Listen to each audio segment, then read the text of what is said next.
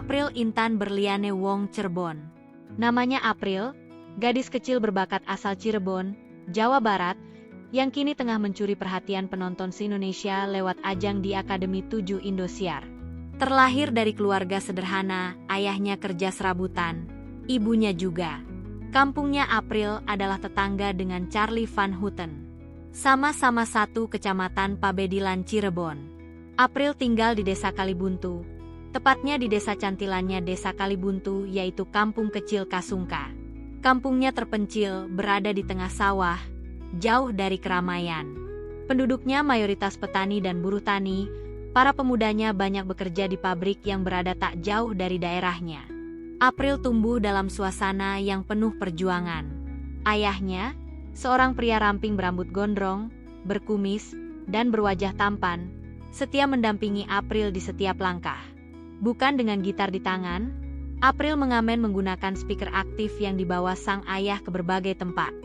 Perjalanan April tidak selalu mulus. Dalam dunia jalanan, tempat ia mengasah suara, seringkali sebelum sempat bernyanyi, pintu rumah sudah tertutup, sedih rasanya. Ada pula orang yang mencibir, menyamakannya dengan minta-minta, beruntung Dede April berjiwa besar. Hal itu tak menyurutkan semangatnya untuk terus bernyanyi sepanjang jalan. Terlebih lagi penyanyi kondang Ratu Tarli Cirebon, Diana Sastra menyemangati April.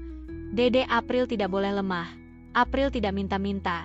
April bekerja dengan suaranya menghibur orang-orang di sekitarnya, dan tak memaksa. Semangat selalu ya Dede April. Demikian nasihat Diana Sastra. Namun, di balik semua itu, April belajar arti keteguhan hati, kesabaran, dan bagaimana setiap penolakan justru membentuk keberaniannya. Bermodalkan suara merdu yang khas, wajah manis yang penuh ketulusan, dan semangat yang tak pernah padam, April terus bernyanyi, terus melangkah maju, dari waktu ke waktu menuju cita. Awal perjalanan April dalam perjuangannya menuju angan, adalah menjadi pengamen jalanan. Di sudut-sudut jalan kota Cirebon, di antara riuh kendaraan dan hiruk-pikuk pasar, ada seorang gadis kecil yang suaranya selalu mencuri perhatian. Namanya April. Bukan dengan gitar di pundak seperti kebanyakan pengamen, April tampil berbeda. Suaranya adalah senjatanya. Dan di belakangnya, ada seorang pria berperawakan ramping, rambut gondrong terurai, berkumis tipis, dengan wajah tampan yang menyiratkan kelelahan sekaligus kebanggaan. Itulah ayahnya. Setiap pulang sekolah, mereka berjalan bersama, membawa sebuah speaker aktif yang menjadi satu-satunya panggung April. Ayahnya memanggul speaker itu di bahu, sementara April berdiri di depan, memegang mikrofon kecil yang sudah mulai usang.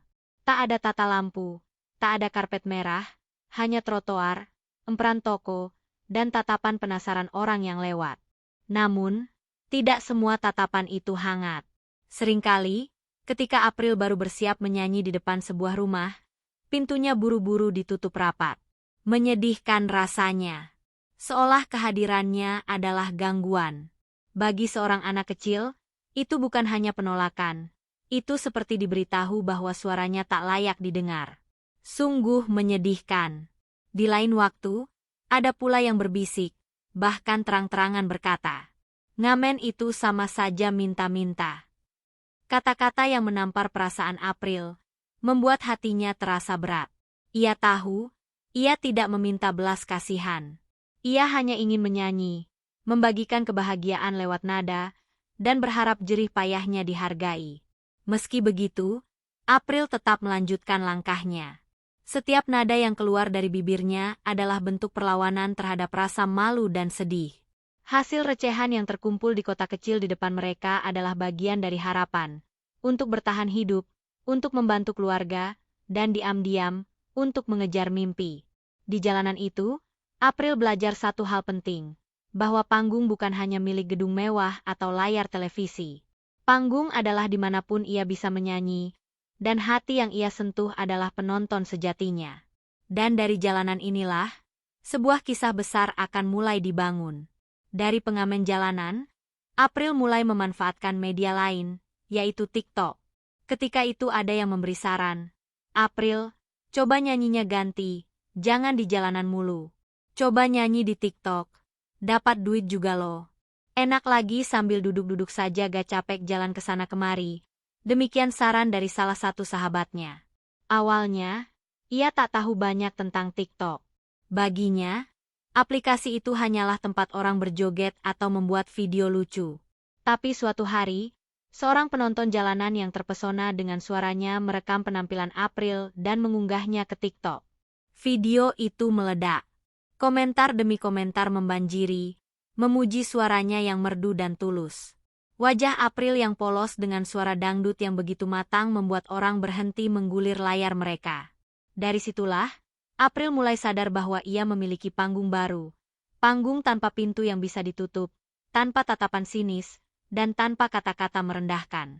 Ayahnya yang setia menemaninya mengamen, kini juga ikut memikirkan ide-ide konten. Mereka mulai merekam dengan lebih rapi, memilih lagu-lagu yang sedang tren, dan memanfaatkan setiap kesempatan untuk bernyanyi di depan kamera. Speaker aktif yang dulu hanya bersuara di trotoar kini mengumandangkan nada yang didengar ribuan bahkan jutaan telinga di seluruh Indonesia. Di TikTok, April menemukan sesuatu yang tak ia dapat di jalanan, yaitu penghargaan. Orang-orang memanggilnya bakat besar dari Cirebon, mengajaknya berduet, bahkan menawarkan panggung nyata di berbagai acara. Ia mulai belajar bahwa internet bisa menjadi jembatan menuju mimpi, asalkan ia berani melangkah. Dan di setiap video yang ia unggah, April tak pernah lupa memberikan senyuman yang sama seperti saat ia di jalanan dulu. Sebuah senyuman yang menyimpan cerita. Dari pintu-pintu yang ditutup, kini ia membuka pintu hati jutaan orang hanya dengan suaranya. April juga sering diberi kesempatan menyanyi dan bercuap-cuap di TikTok di studionya artis kondang Diana Sastra. Di sini, secara tidak langsung April menjadi anak asuh Diana Sastra. April menjadi terasah kemampuan menyanyi dan kemampuan komunikasinya.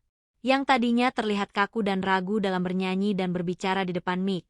Seiring berjalannya waktu April banyak mengalami kemajuan. Dari bermain TikTok April mulai bernyanyi di dunia panggung hiburan. Popularitas April di TikTok mulai membuka pintu-pintu yang lain yang membawa April lebih maju. Undangan mulai berdatangan, dari grup-grup musik mulai memanggil untuk bernyanyi. Setiap kali manggung, ayahnya selalu setia menemani. Bahkan ayahnya ikut juga, bernyanyi dan bergoyang di atas panggung. Suaranya merdu juga, empuk dan merdu, apalagi jogetnya, luas banget. Salah satu momen yang tak akan pernah ia lupakan adalah ketika ia dipercaya untuk tampil bersama grup musik ternama dari Cirebon. Bernyanyi bersama Diana Sastra, bersama Dian Prima Musik. Grup Diana Sastra, legenda musik tarling dangdut yang kerap menjadi idola masyarakat Pantura Jawa Barat. Bagi April, berdiri di panggung bersama dengan idola masa kecilnya adalah mimpi yang menjadi nyata. April sangat bangga dan bahagia bisa sepanggung dengan sang idolanya. Namun, dunia panggung profesional bukan tanpa tantangan. Berbeda dengan jalanan atau TikTok, di panggung nyata April harus menyesuaikan diri dengan irama musik, menghafal struktur lagu, dan berinteraksi dengan penonton yang jumlahnya bisa ribuan orang. Ia belajar bagaimana cara menguasai panggung, menjaga stamina, dan tetap menyanyi dengan hati meski lampu panas menyinari wajahnya.